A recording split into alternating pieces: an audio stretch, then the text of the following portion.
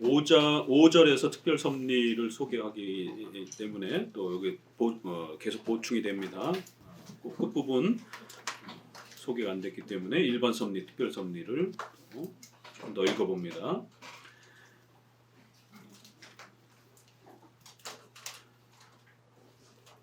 첫 번째 줄, 이제 나는 거의 일반적으로 유행하고 있는 견해를 반박하고자 하는데, 이 일반적 견해가 벌써 칼빈이 살았던 시대는 1530년, 40년 이 시대인데, 하나님을 이야기하면서 하나님의 능력을 이야기하면서 작정과 예정을 강조하지 않는 그런 신론. 그러면 하나님은 허수아비가 돼요. 인간의 손에 뭐가 달린 것처럼, 모든 그 힘이 인간의 손에 달린 것처럼 신을 이야기하면서도 이렇게 이야기를 해버리게 되면 인간이 모든 걸 다 해버리는 이런 식이 돼버립니다. 이게 1600년에 와서는 알미니우스라는 목사에 의해서 아주 본격적으로 그렇게 교회 안에 소개가 되었고, 그래서 도르트 신조가 만들어진 거예요. 그걸 배격하면서. 그리고는 30년 뒤에 웨스민스터 신조가 만들어질 때 이 알미니우스에 의해서 영향을 받은 수많은 그 목회자들이 영국에까지 넘어와서 영국, 스코틀랜드도 발칵 뒤집어진 겁니다. 하나님은 작정하시긴 하지만 인정한다. 그렇지만 하나님은 지켜만 보신다. 예지를 강조하는 거예요. 예지, 미리 지켜본다라는 거예요. 미리 예자와 지식, 하나님이 미래에 일어날 그런 모든 역사들을 아신다. 성경에 하나님이 미리 아신다, 이런 로마서와 베드로서 이런 표현을 그렇게 해석한 겁니다. 예지를 강조하는 방식. 하나님이 아시긴 아시는데 관여를 못하는 거예요. 개입을 못하는 거예요. 결정을 못하시는 거예요. 그러면 인간이 어떻게 선하고 착하고 악한 일을 행하느냐에 따라 하나님은 지켜만 보시는, 이것을 예지 중심의 작정론이라 그러는 거예요. 그래서 예지, 예정 이렇게 단어를 줄여서 표현하는 겁니다. 그러나 우리 장로교에 있어서는 아무리 하나님께서 모든 역사를 다 아시고 보신다 하더라도 결정할 능력이 없으면 그게 허수아비지. 어떻게 그걸 신의 능력이라고 얘기를 하느냐. 신의 능력을, 하나님의 신적 작정을 그렇게 얘기하면 안 된다.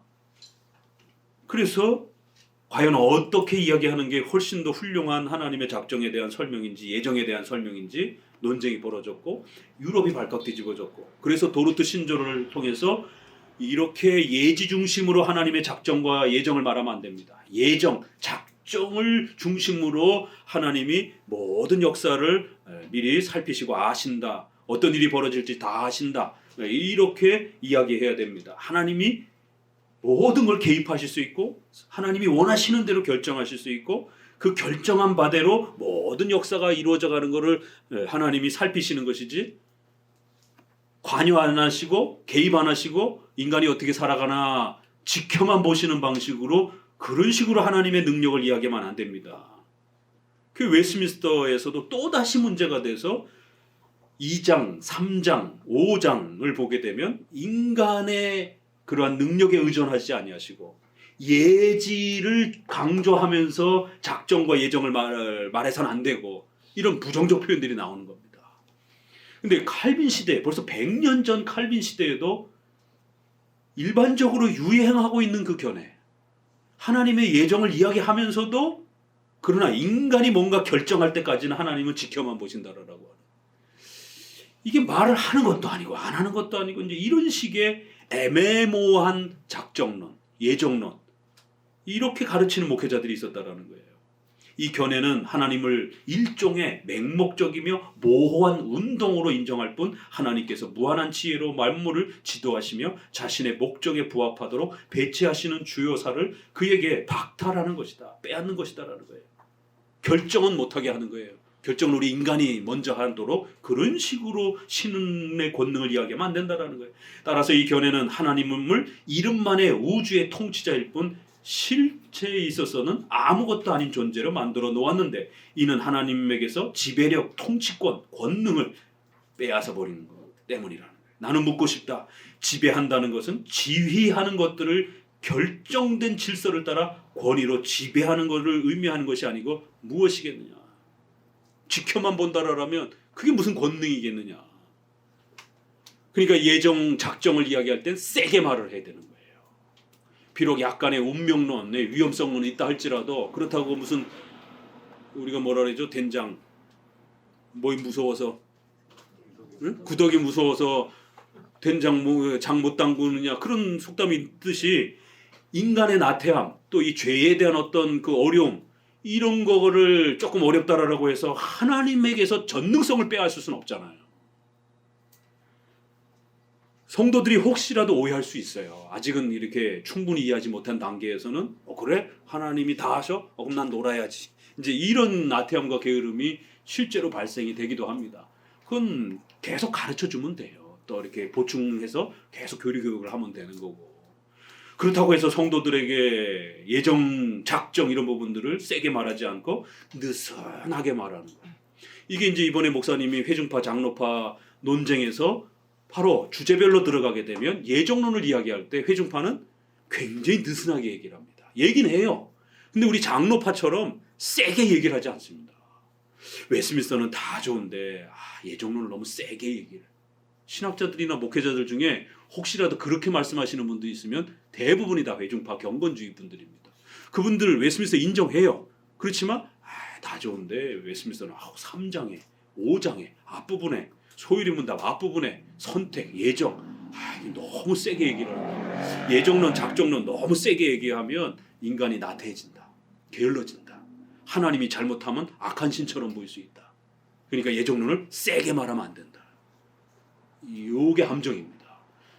그래서 1903년에 기존의 웨스민스터를 다 수정해버리고 예정이 세게 표현된 부분들을 삭제시켜버리는 1903년도 웨스민스터 수정판이 생기는 겁니다. 그리고 나서 미국이 동성애 받아들였고 차별금지법 받아들였고 완전히 미국 장로교회가 제일 큰 장로교회가 타락하기 시작한 거예요. 우리나라에도 그 1903년 웨스민스터 신조를 기장, 기독교 장로회, 통합 측 주로 진보적이고 자유적 성향이 강한 그런 장로교단들이 제일 먼저 받아들였어요. 보수적 성향의 합동 측, 합신, 고신, 대신 이 네 장로교는 아주 보수적인 그런 교단입니다. WCC 부정하고 여자 목사 부정하고 이런 그 부정하는 거 몇 개, 그 다음에 성경은 하나님의 말씀이다라는 것, 예수님 믿어야 구원받는다라는 것, 요 몇 가지를 아주 철저하게 지키는 교단을 보수 교단이라고 그러는 거예요. 이건 2000년 동안 이렇게 지켜져 왔기 때문에. 이 부분에서 예정론을 이렇게 느슨하게 얘기하는 이러한 견해들을 반박해야 된다는 거예요. 이게 계속 있어 왔던 겁니다. 이게 어거스틴 때는 펠라기오스가 그렇게 얘기를 했던 거고. 그래서 어거스틴은 그런 식으로 느슨하게 은혜론을 얘기하면 안 된다는 거예요. 절대 은총론이다 이렇게 얘기를 한 겁니다. 예정론의 기초에서 하나님이 예정한 사람들을 구원하시는 전폭적으로 우리의 공로 다 빼고 하나님의 은혜와 그리스도의 공로로 절대적인 은총으로 구원하시는 것이지 은혜 반 인간의 행위 반 이렇게 말하면 안 된다는 거예요.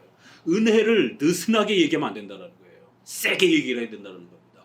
오직 믿음으로, 오직 은혜로, 오직 예수 그리스도의 공로로. 로마 가톨릭은 오직 자 빼고 믿음으로, 은혜로, 구원으로 다 얘기합니다. 종교개혁자들은 오직이라고 세게 말을 했던 거예요. 그러나 로마 가톨릭은 너무 오직이라고 말하면 어감 자체도 세지 않느냐. 우리도 믿음 인정하고 은혜 인정하고 다 인정해. 그러나 그리스도에게 가려면 마리아의 도움이 필요하고 그 교황의 도움이 좀 필요하고 이렇게 붙이는 거예요. 그래서 헷갈리는 겁니다. 이 혼합주의가 항상 역사 속에서. 자, 313페이지로 넘어가시게 되면 하나님께서 둘째 줄 자신이 제정하신 자연의 질서를 보존하실 뿐만 아니라 그가 만드신 피조물 하나하나를 특별히 돌보시기 때문이라는 것을 저들이 인정하기만 한다면 나는 저들이 말하는 일반 섭리에 대해서 전적으로 부정하지는 않겠다. 왜냐하면 하나님이 섭리를 하실 때 자연 만물을 창조하셨어요. 그리고 그 일정한 법칙에 의해서 자연이 돌아가도록 하신 겁니다. 이걸 일반 섭리라고 그래요. 그러니까 작정과 인간의 구원과 관련해서 예정에 있어서는 정해진 원칙과 질서에 따라 살아가면 되지 왜 자꾸 기적적인 전적인 오직 하나님의 은혜가 개입돼야 된다라고 자꾸 이렇게 강조하느냐라는 거예요. 장로교는. 그러나 자연의 질서에도 어느 날 양식이 풍성하고 어느 날 기근이 오고 갑자기 우리가 3년 가까이 코로나 때문에 이런 삶을 살게 될지 저도 생각도 못했고 저도 저의 평생에 한 번도 경험 못했고 우리 어르신분들도 첫 경험이실 것입니다. 근대사에 이렇게 전염병 때문에 모든 게 스톱이 되는 스페인 독감 이후에는 초유의 경험을 저희들이 한 거예요. 자연 섭리는 사계절이 돌아가면서 살아가는 거예요. 해가 뜨고 지고 이건 하나님이 창조한 일반 섭리예요. 일반적 질서예요. 그런데 갑자기 기근이 닥치는 거예요. 갑자기 전염병이 닥치는 거예요. 이건 특별 섭리라는 거예요. 그래서 일반적 자연 질서 속에 일반 섭리가 있고 그럼에도 갑자기 재난이 닥치고 갑자기 질병이 닥치는 특별 섭리가 있다는 거예요. 이걸 무시하면 안 된다는 겁니다. 그런데 혼합주의자들은 이 특별 하나님의 개입을 부정하는 거예요. 역사에서 인간의 구원에 있어서. 그래서 헷갈리는 거예요. 항상 이게. 적당히 얼버무려서 말을 하기 때문에. 아예 부정하는 사람들은 우리가 조심해야지 이렇게 구별이 되는데 이렇게 섞어서 대충 말을 하게 되면 굉장히 헷갈립니다. 성도들이. 그래야 일반 섭리가 있고 특별 섭리가 있어요. 거기에 교회를 보호하시는 것은 특별 섭리예요. 그래서 자 크게 일반 자연 창조 질서 불신자들 세계 속에서 지배되어지는 하나님의 보편적 자연 법칙 있죠. 불신자도 밥을 먹어야 돼요. 신자도 밥을 먹어야 돼요. 이건 일반 섭리예요. 우리가 일반 은총이라고도 말을 합니다. 교인들에게는 특별한 하나님의 간섭으로 성도들을 코로나 중에도 또 여러 위험 중에도 성도들을 보호하십니다. 개입하십니다. 하나님이. 특별한 보호예요. 그래서 특별 섭리라고 말을 하는 겁니다. 크게. 그래서 일반 섭리, 특별 섭리. 그런데 일반 섭리 안에 특별한 하나님의 역사가 있어요. 그렇죠? 갑자기 곡식이 많아졌어요. 하나님이 주신 혜택입니다. 갑자기 재난이 닥쳤어요. 하나님 막으시는 거예요. 여러분의 가정에도 마찬가지예요. 갑자기 재정적 위기를 겪어요. 갑자기 식구들이 병이 아파요. 이러면 하나님이 뭔가 브레이크가 여러분의 인생에 갑자기 걸린 겁니다. 개입하시는 거예요. 하나님. 그렇지 않았을 땐 또 평안할 때는 밥 먹고 회사 다니고 교회 다니고 그냥 평안하게 살아가셔요. 그런 일반적 삶이 있어요. 그러다가 갑자기 뭔가 위기를 닥치는 이런 식으로 불신자들 속에서도 그런 일반 섭리와 특별 섭리가 있고 신자들은 특별한 배려를 받아요. 그래서 우리가 그걸 특별한 섭리라고 그래요. 그런데 그 성도들도 매번 같이 막 코로나 걸렸다가 치료를 받고 막 목사님 2번이나 죽을 뻔했다 그랬잖아요. 뭐 1년에 한 번씩 죽을 뻔했다 살아가기 이러면 안 되죠. 평범하게 또 살아가는 거예요. 그러니까 신자도 또 그 특별한 배려를 받으면서 보편적으로 또 혜택을 누리며 살아가는 거예요. 그래서 그걸 또 일반 섭리라 이렇게 얘기를 해요. 그러면서도 또 특별한 하나님이 기적적으로 살려주시는 또 경험도 있는 거예요. 그래서 이걸 또 특별 섭리라 이렇게 또 표현을 해요. 그래서 크게는 먼저 일반 섭리와 특별 섭리, 신자와 불신자 이렇게 설명을 하는데 신자들 안에도 특별한 하나님의 더 특별한 또 시간들이 있고 또 보편적인 또 이런 배려가 있는 거고 불신자들 같은 경우도 일반적으로 살아가는데 또 거기에 갑자기 예기치 못한 본인들이 생각하지 못한 위기가 닥치면서 어려움을 겪는 그래서 일반 섭리, 특별 섭리라는 게 이제 그런 의미예요. 이걸 다 인정을 해야 된다는 거예요. 그래야 하나님이 우주 역사와 인간의 역사 전체를 하나님이 원하시는 대로 개입하고 조정하고 움직이고 이제 좀 예배 끝나고 나서 한번 그 경과를 또 말씀드릴 텐데 지난주에 그 같이 기도합시다라고 이렇게 우리 부산가족 기도를 같이 나눴는데 그 한 주간 동안에 어마어마한 기적의 역사가 일어났잖아요. 상대편이 모든 잘못을 인정하겠다고 하고 지정적 또 이런 배상도 하겠다라고 해서 그렇게 되면 재판이 금방 끝나잖아요. 상대가 다 인정을 했으니까. 불인정하게 되면 대법원까지 올라가야 된단 말이에요. 그럼 2년, 3년 계속 재판을 해야 되고. 근데 지난주에 기적이 일어났어요. 다 인정할 테니까 합의해달라고.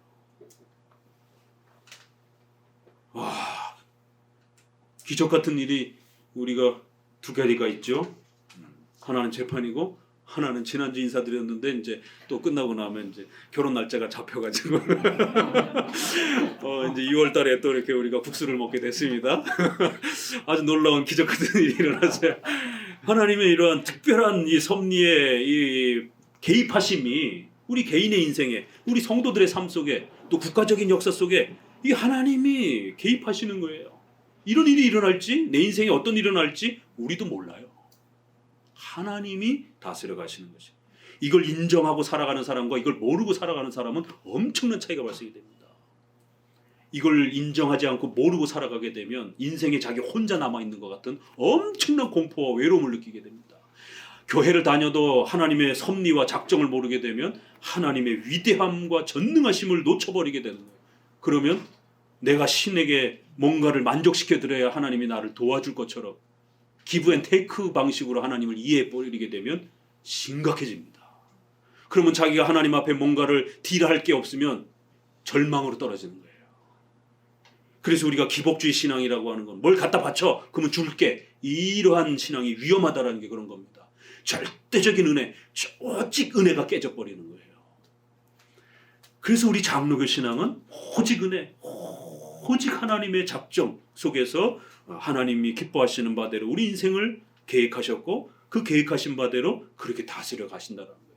그러다 보면 목사님도 그렇게 코로나가 걸리고 이게 조금 오늘은 좀 일찍 끝내려고 하는데 이번 코로나 상당히 피로함이 상당히 좀 이렇게 좀 많아요. 그래서 막 정신이 혼미할 정도로 조금 천천히 가야 되겠어요.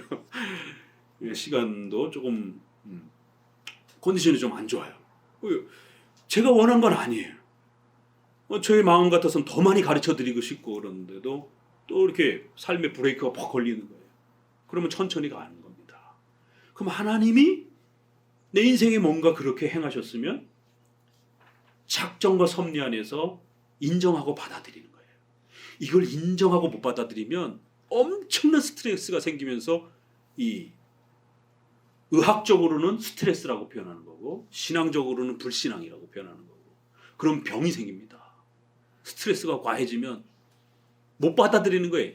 일반적 삶도 자기가 살아가다가 어떤 위기를 겪잖아요. 누가 가족이 아프고 재정적으로 위험을 겪잖아요. 못 받아들이는 거예요. 그럼 이 머리가 아프기 시작합니다. 왜? 자기가 원하는 삶과 지금 부닥치는 삶이 너무 충돌을 일으키니까 밤에 잠도 안 오고 가위도 눌리고 그런 사람이 면역력도 떨어지게 되고 병도 걸리는 거예요. 이렇게 교리가 우리를 살린다라는 건 이런 겁니다. 그러면 작정과 섭리를 강력하게 붙들고 이해하고 살아가게 되면 그걸 받아들이게 돼요. 수용할 수 있게 돼요. 하나님이 계획하셨고 뜻하셨으니까 나에게 주셨겠지. 머리털. 하나님이 우리 머리털까지 세하신 받으신 하나님인데 이 사건을 하나님이 허락하지 않았으면 절대로 우리 인생에 일어날 수가 없어요. 하나님이 허락하셨기 때문에 뭔가 일어나는 거예요. 그러면 하나님이 허락하셨으면 가장 좋은 겁니다. 전지전능하신 하나님이 그 사랑하는 자녀와 백성에게 뭘 줄까? 그의 인생에 어떤 걸 줄까? 하나님이 계획하셔서 그의 인생에 주는 거예요. 그러면 가장 좋은 겁니다. 때로는 눈물 젖은 빵을 좀 잡수실 때도 있지만 좀 먹어봐야 돼요. 그래야 어른이 돼요. 일반 속담도 그렇잖아요. 눈물 젖은 신앙의 빵을 먹어봐야 신앙이 좀 성숙해집니다. 어린애 같은 수준으로 있지 않게 돼요. 맨날 하나님께 사탕이나 달라고 사탕 주면 해 하다가 뭘가 좀 고난이 오면 그냥 막 하나님 앞에 막 싸우듯이 덤벼들고 이런 아주 그 1단계 기초적인 신앙, 어린애 같은 신앙이 아니라 성숙한 신앙이 된단 말이에요. 눈물 젖은 신앙의 빵을 하나님이 그래서 때로는 주시는 거예요. 그 장로교 목사가요 일반 목사님보다도 훨씬 더 호되게 훈련받습니다. 왜? 똑바로 가르쳐야 되고 또 남들의 잘못된 것들을 바로잡아야 되고 남들에게 쓴소리를 하려면 내 자신부터가 먼저 바르지 못하면 남한테 어떻게 쓴소리 합니까? 그렇기 때문에 더 목숨을 걸고 하나님 앞에 고된 훈련을 이렇게 시키는 겁니다. 장로교 목사들은 그걸 각오해야 돼요.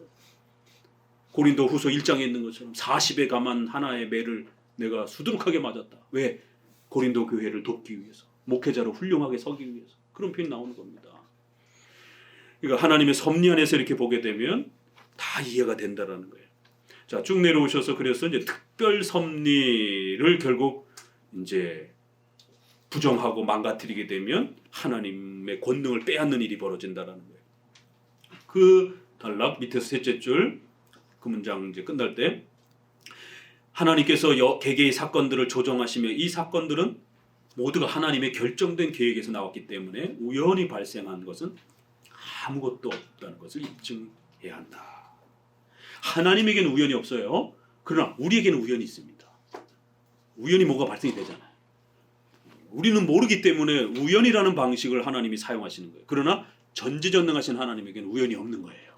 그런데 이 알미니안주의자들, 인본주의자들은 하나님에게도 우연이 있다라고 주장을 하니까 하나님이 허수아비가 되어버립니다. 인간이 어떻게 살아가는가 지켜보자. 우연히 뭔가 일이 발생이 되는 거예요. 하나님이 개입을 못하는 거예요. 하나님에게도 신에게도 우연이 있을 수 있다라고 이렇게 주장하기 때문에 문제가 되는 겁니다. 자, 성경이 입증하는 특별 섭리에 대한 교리. 자, 그러면 이제 특별 섭리에 하나님이 모든 것을 조정하시고 개입하시는 이러한 하나님의 전능성을 우리가 어떻게 이해해야 되는가를 살펴보자라는 거예요. 5절 하나님의 섭리는 또한 개개의 사건들을 지도하신다. 지켜만 보시는 게 아니라 모든 것을 하나님이 원하는 대로 조정하고 막으시고 길을 여신다라는 겁니다. 넘겨서 314페이지에 첫째 줄 일정한 법칙을 제정해 주시난 그것들이 순탄한 행로를 따라 계속 동일한 과정을 유지하며 밤이 지나고 낮이 온다라는 거예요. 이게 창조 질서니까 이게 보존의 법칙이에요. 자, 섭리 하나님이 어떻게 인류를 다스린다고요? 보존, 협력, 통치 세 가지 방식. 신앙 고백서에 따라서는 필연적으로, 자유롭게, 우연적으로 세 가지입니다. 보존, 창조의 법칙으로 그렇게 하나님이 자연 질서를 운행해 가신다라는 거예요. 그런데 좀 전에 말씀드렸던 그거예요. 그러나 넷째 줄 어떤 때에는 혹하니 추위가 닥쳐서 과일들이 열매를 맺지 못하고 한발이 겹쳐 땅에 농작물이 태워버리고 폭풍으로 불의의 재난이 닥치고 이건 하나님의 역사라는 거예요. 이건 우연히가 아니라는 거예요. 하나님의 역사로 보셔야 된다는 거예요. 쭉 내려오셔서 한 10줄 그러나 이렇게 생각하게 되면 하나님으로 하여금 자신의 부성적인 사랑이나 심판을 표시할 수 없게 만들 것이다. 그걸 우연이라고 하나님을 허수아비로 만들어버리게 되면 하나님의 심판, 재난을 주고 코로나와 같은 이러한 질병을 허락하셔서 동성애를 막으시고 국가의 이런 행사와 이런 모든 것들이 중단되면서 우리나라도 그렇고 전 세계적으로 동성애 이런 사회적 활동들이 다 폐쇄가 돼버렸잖아요. 하나님의 심판으로 막으시는 것입니다. 또 때로는 풍요로움들을 주셔서 또 먹이시는 하나님의 돌보심 이걸 결국 빼앗아 버리게 된다. 놓쳐버리게 된다. 자연 질서도 하나님이 만드신 것이지만 분명히 그 자연 질서 속에 때로는 하나님이 그런 특별한 사건들을 통해서 개입하신다는 겁니다. 인간의 개인의 삶도 마찬가지. 쭉 셋째 줄 정도 내려오셔서 이것이야말로 매우 빈약하고 속된 거짓말이다. 그 특별 개입을 부정하게 되면 이것은 마치 어느 해의 풍작이 하나님의 특별한 축복이 아니며 흉년이나 기근이 하나님의 저주와 복수가 아니라는 말과 같다. 지나치게 운명론으로 해석해도 안 되고 지나치게 과학적인 것으로만 설명해도 안 된다는 거예요. 하나님의 섭리로 보셔야 된다. 그래서 자연적 질서가 잘 운행되는 것도 하나님의 혜택이고 그 가운데 갑자기 기근이 닥치고 또 때로는 좋은 일들이 이렇게 풍요로움들이 주어질 때 하나님의 섭리 아래서 심판과 하나님의 복으로 해석할 줄 아셔야 된다는 거예요. 여러분의 개인의 인생도 마찬가지예요. 어느 해 갑자기 보너스를 많이 받았어요. 사업이 갑자기 잘 돼가지고 굉장히 큰 돈을 벌었어요. 아, 내가 열심히 해서 돈 벌었지. 이렇게 생각하시면 안 된다는 거예요. 하나님이 그 해에 여러분에게 좀 더 풍요롭게 주신 것이죠. 근데 어떤 해에 갑자기 재정이 엄청나게 손해를 봤어요. 목사님이 2, 3년 전에 우리 10계명 하면서 8계명 이렇게 저축, 투자 이런 부분 부지런히 이야기했는데 그 시점에 좀 잘 열심히 듣고 순종하면서 또 자기 자금이라든가 이런 것들을 잘 활용한 분들은 그 2, 3년 동안에 갑자기 부동산 값이 어마어마하게 많이 올랐잖아요. 기회란 그렇게 우리에게는 우연히 찾아오는 거예요. 그때라도 좀 이렇게 대출을 받아서 나름대로 이렇게 자기 재정에 맞게끔 이렇게 투자 행위라든가 이런 부분들을 적극적으로 좀 이렇게 행하셨다라면 그 혜택을 근 한 2, 3년 동안에 10년치 그 부동산이 움직일 게 2, 3년 최근 2, 3년 안에 다 움직여 버렸어요. 그리고 이제 지금 거의 꼭대기에 올라와 있고 이제 조금씩 정부가 바뀌면서 또 이제 부동산 값이 조정이 되면서 이제 이런 흐름이잖아요. 근데 우리가 10개명, 8개명 공부를 한 2년 전인가 했습니다. 그러면서 투자에 대한 이런 원칙도 좀 소개를 했고요. 그래서 너무 위험한 투자를 처음 하시는 분들은 너무 위험한 투자를 이렇게 하시고 그러면 안 된다. 주식이라든가 이런 부분들도 잘 아는 쪽으로 안전, 우량 회사 중심으로 이렇게. 그리고 또 지금은 우리가 미국 이런 부분들을 주식을 할 수 있기 때문에 될 수 있으면 이렇게 한국 주식보다는, 왜냐면 한국 주식은 굉장히 이렇게 북한 때문에 또 이런 경제력이 약하기 때문에 저평가 이렇게 좀 이렇게 많이 약하단 말이에요, 시스템이. 그러나 미국 회사가 망하는 것보다는 한국 회사가 망하기가 쉽죠. 삼성을 살려면 차라리 애플을 이렇게 적금 붙듯이 급여에서 뭐 10만 원, 20만 원 이렇게 지금은 얼마든지 한국 주식처럼 사고 팔 수 있기 때문에 삼성을 살려면 차라리 애플을 이렇게 사두시라는 것이에요. 한 3년 정도 적금 붙듯이. 그럼 발 뻗고 자요. 이번에 코로나 때문에 또 갑자기 또 세계 3차 대전이 일어난다고 그러면서 막 그냥 미국도 그렇고 우리나라도 그렇고 막 주식시장이 막 곤두박질 치고 막 이러잖아요. 비트코인 했다가 막 전 재산 다 날리고 막 이런 젊은 친구들도 막 생기고. 다리 뻗고 잘 수 있을 정도로 투자를 해야지. 투자해놓고 잠 못 자고 막 밤새도록 그 들여다보고 시달리고 이러면 성경책도 눈에 안 들어오게 됩니다. 큰일 나요. 일상생활 다 망가집니다. 그래서 투자를 배워가는 과정에 있어서는 이렇게 좀 더 안전한 방식으로 한 걸음 한 걸음 한 걸음 이렇게 하시라라라고. 실제로 그렇게 가르쳤는데 시장이 무너지는 또 경험을 또 하게 되는 겁니다. 그럴지라도 이렇게 미국의 50대 기업이라든가 뭐 우리나라 10대 기업 정도는 이렇게 안전하게 조금씩 적금의 한 2-3배 정도, 막 10배, 20배 이런 생각을 하게 되니까 이게 투기가 되는 겁니다. 절대로 주식이나 이런 부분의 투자의 개념은 그런 게 아니에요. 시스템 자체가. 그러니까 그런 욕망 자체가 결국 투기로 넘어가는 마음의 심리가 되어버립니다. 그렇게 되면 과도한 대출을 끌어오게 되고, 그렇게 되면 자기 재정 상태를 넘어서게 되고, 그렇게 되면 이제 밤잠 못 자게 되는 겁니다. 시장이 곤두박질 치더라도 또 급여에서 또 적금 붙듯이 그렇게 조금씩 이렇게 보가는 것이에요. 그리고 다리 뻗고 자는 겁니다. 시장이란 항상 이렇게 변동성이 있기 때문에. 그러니까 이런 부분도 하나님의 섭리 안에서 또 이런 거를 일반 은총을, 우리는 십계명과 일반 은총을 두 가지를 사용한단 말이에요. 십계명의 8계명을 이야기한 거고, 일반 은총의 경제 시스템의 부동산이라든가 주식이라든가 이런 여러 가지 부분들을 최선을 다해서 공부하고 뉴스 같은 것도 보고 이렇게 공부해서 부를 잘 이렇게 읽어 가시는 겁니다. 그게 일반적인 방식이에요. 그러다가 나도 모르게 이렇게 투자를 해놓은 상품이, 그 회사가 갑자기 상품이 전쟁이라고 하는 이런 특수성 때문에 뭐 연결된 어떤 회사라면 또 급성장하는 그 혜택을 받을 수 있단 말이에요. 그럼 하나님이 그런 방식을 통해서 또 이렇게 재정을 또 부여해 주실 수도 있는 거고. 그런데 또 어떤 사람은 그런 기회가 재정이 엄청나게 손해가 되는 위기를 겪기도 하는 거고. 그러니까 이런 거를 우연으로 보시면 안 된다는 겁니다. 이런 것들도 다 하나님의 개입하심 속에서 진행이 되는 거예요. 그래서 밑도 끝도 없이 그냥 아무데나 그냥 투자를 해놓고 주님 제발요 이러시면 안 된다는 거예요. 그건 벌써 자기가 잘못한 거예요. 알지도 못하고 시작을 한 거기 때문에. 그래서 하나님의 섭리란 보존, 협력, 통치, 반드시 창조의 법칙, 재정의 법칙이 있는 거고, 그 재정의 법칙을 살려하려면 자원하는 마음으로 열심히 공부를 하셔야 되는 거예요. 자기 스스로가 공부를 안 하고 어떤 투자를 바라겠어요. 그리고 나머지는 이제 하나님께 맡기는 거예요. 그러면 그 회사가 그 해에 갑자기 수익을 많이 벌 수 있는, 그건 우리도 잘 모르는 겁니다. 개인이 어떻게 알겠어요, 그런 것까지 다. 그런 풍요로움들을 또 하나님이 주실 수도 있는 거고, 또 어떨 때는 또 엄청난 또 위험을 겪을 수도 있는 것이고, 이 개인의 인생 속에서도 그렇게 일반 섭리와 특별 섭리가 아주 절묘하게 작동이 되는 겁니다.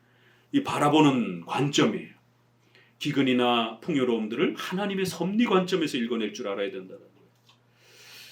그러나 이런 종류의 오류를 반박하기 위해 모든 논증을 수집한다는 건 너무 지루한 일이니 하나님 자신의 권위로 만족하자 이러면서 쭉 내려오셔서 마태복음 10장 29절에 참새 한 마리도 땅에 떨어지지 않는다라고 그렇게 말씀하신다. 하나님이 허락하시지 않는다라면 하나님의 뜻이 있어야 그 공중의 새들도 우리 손에 들어온다라는 거예요. 6절 하나님의 섭리는 특별히 인간과 관계가 있다. 그러나 우리가 특별히 인류를 위하여 만들어졌음을 알고 있는 우리로서는 하나님의 통치에 있어서도 역시 이 목적을 찾지 않으면 안 된다. 우주 역사도 하나님이 통치하시지만 특별히 우리 개개인의 인간의 삶은 더 특별한 배려로 하나님이 인간의 삶을 지배하신다는 거예요. 여호와여 내가 알거니와 인생의 길이 자기에게 있지 아니하니 걸음을 지도함이 걷는 자에게 있지 아니하나이다. 보세요. 얼마나 이 섭리에 이런 표현이 강하게 성경에 곳곳에 들어있는가. 솔로몬도 사람의 걸음은 여호와께로 말미암나니 사람이 어찌 자기 길을 알 수 있으랴. 여러분 열심히 투자해놨다가도요 그 투자가 다 망가질 수도 있습니다. 명심하셔야 돼요. 십계명의 이런 원칙 아래 있지 아니하면 아무리 일반은 총 아래에서 자기가 재정이 넉넉하고 또 투자에 어떤 전문가였을지라도 십계명이 무너지면서 이러한 그 투자에 던져놓게 되면 그 멀쩡하던 회사가 갑자기 망할 수도 있는 것이에요. 그래서 십계명과 일반은총이 항상 조화를 이루면서 가는 것이에요. 투자도 열심히 해야 되지만 예배드리고 기도하는 것도 열심히 하셔야 되는 겁니다. 경건생활 게을리하면서 투자만 열심히 24시간 365일 투자만 생각하면서 잠깐은 돈을 벌어도 그 돈 한꺼번에 무너집니다. 이거 못 지키는 경우 흔하게 많이 봤어요. 저도 목회하면서. 우리 주변 일반 주변에도 그렇고. 그런데 부를 생각하지 못했는데도 또 그 부가 어떤 분에게는 또 성도에게는 또 굉장히 또 이렇게 놀랍게 정말 누가 도와주듯이 정말 그 부가 이렇게 형성되는 그런 경우들도 참 많이 보고요. 그러니까 내가 다 계획했다고 해가지고 내가 계획한 대로 다 되지 않습니다. 그래서 조심하셔야 된다는 거예요. 우리 인생의 길이 내 자신에게 있지 않다라는 겁니다. 또 쭉 내려가셔서 한 7절 하나님의 권능이 없이는 인간은 아무것도 할 수 없기 때문에 저들은 아마 이것을 부정할 것이다. 그러나 선지자와 솔로몬은 권능뿐만 아니라 선택과 결정을 모두 하나님께 돌리는 것이 명백하기 때문에 저들은 아무것도 할 수 없다. 잠언 16장 1절 마음의 경영은 사람에게 있어도 말의 응답은 여호와께로서 나느니라. 이제 이런 구절 이해되시죠? 장로교적 관점에서 읽으니까. 저는 장로교를 안 배웠을 때는 이게 도대체 뭘 어떻게 하라는 말인가? 그러면 나보고 다 하라는 얘기인가? 아니면 우리는 아무것도 하지 말고 그냥 하나님께 그냥 다 맡기고 그냥 기도원에 가서 기도만 하라는 얘기인가? 이게 도대체 어떻게 하라는 것인지 이해가 안 됐어요. 이런 구절들이. 왜요? 일반 교회는 양극단으로 가르치거든요. 돈이 필요합니까? 기도원에 가서 금식 기도하면서 기도하라는 거예요. 그럼 돈이 생긴다라고. 저도 따라 해봤어요. 근데 돈이 안 생겨요. 그럼 왜 하나님 나를 안 도와주시지? 이런 이제 신간의 충돌이 벌어지는 거예요. 아이, 그럼 기도하지 말고 열심히 나가서 돈이나 벌어야 되겠다. 이러다 보니까 경건 생활이 또 망가지게 되고. 도대체 이 구절들을 뭘 어떻게 우리가 살아가야 된다라고 말하는 건지. 우리 장로교는 하나님의 절대 주권을 인정하면서 하나님이 우리에게 세워준 그 기준을 잘 활용하라라고 하는. 그래서 십계명과 일반 은총을 사용하여서 하나님의 주권을 펼쳐가신다는 거예요. 그래서 절대로 나태함과 게으름을 우리는 인정하지 않습니다. 부를 일구기 위해서는 열심히 노동을 하셔야 돼요. 게으르면 안 됩니다. 그러면서 열심히 또 투자에 이런 부분들을 배우셔야 돼요. 자본주의 사회에 살아가고 있는데 자본이 어떻게 움직이는지, 돈이 어떻게 움직이는지 하나도 모른다. 그럼 그건 가난을 각오하는 겁니다. 그렇게 살면 안 돼요. 큰일 납니다. 길바닥에 내앉습니다. 심각한 질병에 걸리게 되면 누가 치료해 주는 게 아닙니다. 자본주의 사회에서는. 본인이 치료하지 아니하면 죽는 거예요. 그렇기 때문에 열심히 생존에 필요한 재정들을 확보해야 되는 겁니다. 그러기 위해서는 열심히 노동을 하셔야 되는 거예요. 또 열심히 투자를 배우셔야 되는 거예요. 하나님이 그걸 사용하신다는 거예요. 여러분에게 부를 줄 때 그냥 집에 안방에 누워가지고 TV나 보면서 코나 걸고 드르릉 이러면서 돈이 하늘에서 뚝 떨어지는 게 아닙니다. 하나님이 수단을 사용하시는 거예요. 그걸 명심하셔야 됩니다. 그래서 요 뒷구절 이제 마지막 문장입니다. 잠언서부터 읽어봅시다. 같이 읽어봅시다. 하나님의 허락이 없이는 한마디도 말할 수 없는 비참한 인간이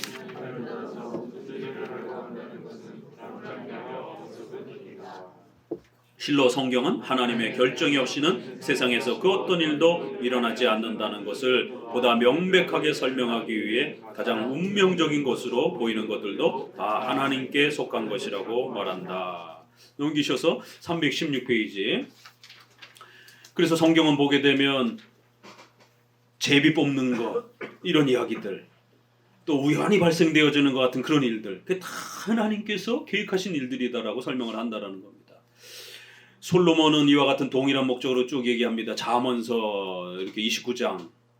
솔로몬은 여기서 가난한 자와 부자가 다 같이 이 세상에 섞여 살고 있지만 그들 각자의 상태는 하나님에 의해 정해져 있으며 따라서 온 인류에게 빚을 주시는 하나님은 결코 맹목적이 아니시라는 것을 지적하면서 가난한 자에게 인내할 것을 권고한다. 왜냐하면 자기 운명에 만족하지 않는 자는 하나님께서 지워주신 짐을 벗어버리려 하기 때문이다. 이와 같이 다른 선지자도 어떤 사람은 비천한 자리에 처해 있고 어떠한 사람들은 높임을 받는 것이 인간의 수고와 운명의 탓이라고 하는 경건치 못한 자를 책망하였다. 시편 75편 또 시편 끌고 오네요. 이 시편이 이렇게 어마어마한 거예요. 대저 높이는 일이 동에서나 서에서나 말미암지 않고 남에서도 말미암지 않고 오직 재판장이신 하나님이 이를 낮추시고 저를 높이신다라는 거예요. 어떤 이들은 높임을 당하며 어떤 이들은 멸시를 당하는 것은 정녕 하나님의 은밀한 계획에 의한 것이라고 말한다. 이렇게 말하는 겁니다. 그래서 여러분들이 부에 대한 문제, 가난에 대한 문제 이런 부분들도 나태하고 게을러서 가난하게 되어지는 건 그건 책망이 되는 것이에요. 그러나 또 때로는 신앙을 지키기 위하다가 또 어려움에 처해서 잠깐 가난의 어려움을 겪으시게 되면 또 그것도 하나님의 계획 속에 있는 겁니다. 그러나 또 열심히 부를 일구고 또 투자하고 십계명과 경건을 잘 이렇게 또 훈련해 가면서 부가 형성이 되게 되면 또 하나님이 주시는 것이에요. 이런 부분들을 섭리 안에서 늘 볼 줄 알아야만이 우리의 인생과 삶 전체를 가난할 때도 무너지지 아니하고 또 부가 일궈졌을 때 그 부를 잘 먹고 자기만 잘 먹고 잘 사는 쪽으로 쓰지 아니하고 분배의 법칙이 항상 있습니다. 11조와 구제헌금과 교회를 위해서 이렇게 쓰는 거고 또 일부분은 이웃을 위해서 또 그리고 자기 자신을 위해서 이렇게 3원칙으로 나눠서 쓰는 것입니다. 열심히 벌어서 나눔을 형성하는 겁니다. 교회를 섬기고 이웃을 섬기고 자기 자신의 가정을 섬기는 것이에요. 그러면 부가 또 하나님이 채워주십니다. 부를 맡겼는데 아주 잘 써요. 그럼 하나님이 더 맡겨주십니다. 근데 돈을 맡겼는데 한번 이렇게 우연한 방식으로 부를 읽어줬어요. 그랬더니 이게 웬 떡이냐 이러면서 자기 가족들하고만 밥 먹고 목사님 밥 한 끼도 안 사고 자기들끼리만 이렇게 다 써버리게 되면 그 다음에 하나님이 안 주십니다. 그러니까 우리의 아주 이런 삶의 기초적인 경제활동의 이러한 부분들도 내가 잘나서가 아니라는 거예요. 하나님의 섭리에 의해서 경제가 움직여져 간다는 겁니다. 그래서 이 섭리 법칙을 잘 깨달아서 10계명의 8계명의 원칙과 일반은총의 이런 부분들을 잘 접목하면서 섭리 안에서 그거를 해석하고 적용하면서 실천하면서 살아가게 되면 성도들은 그 혜택을 누리게 된다는 것이에요. 그래서 우리 장로교는 절대로 합법적이고 이성적이고 국가적인 이러한 질서 제도 안에서 경제 제도 안에서 허락된 것이면 절대로 우리는 그거를 죄라고 취급하지 않습니다. 진보주의자들이라든가 자유주의자들처럼 이렇게 불로소득이라고 막 이렇게 자본과 부를 공격하지 않습니다. 청빈론을 마치 무슨 대단한 어떤 신앙의 경건처럼 이렇게 극단적으로 강조하지 않아요. 성도들 전부 다 가난해지라라고 이렇게 극단적으로 말하지 않습니다. 잠언서의 부는 하나님이 주신다라고 분명히 이렇게 또 설명되는 부분이 있단 말이에요. 성실하게 십계명을 따라 또 일반은총을 잘 사용하면서 하나님의 섭리에 잘 순종하면서 가면 그 부가 합법적으로 또 신앙적인 질서 안에서 하나님의 도우심으로 그렇게 또 세워져 가는 거예요. 그러면 그러한 또 부유함들을 가지고 교회를 섬기고 또 이웃을 섬기고 또 자기 자신의 가정을 잘 돌보면 또 하나님께서 더 높은 단계로 또 올리시는 겁니다. 그러니까 이러한 섭리 법칙, 일반 섭리와 특별 섭리가 조화를 이루면서 성도의 삶 속에 잘 작동이 된다는 거예요. 신비주의자들은 이런 걸 딱 깡그리 무시하고 그냥 기도원에 가가지고 주식 투자 딱 해놓고 하나님 대박나게 해주세요. 로또 사놓고 기도하고 있어요.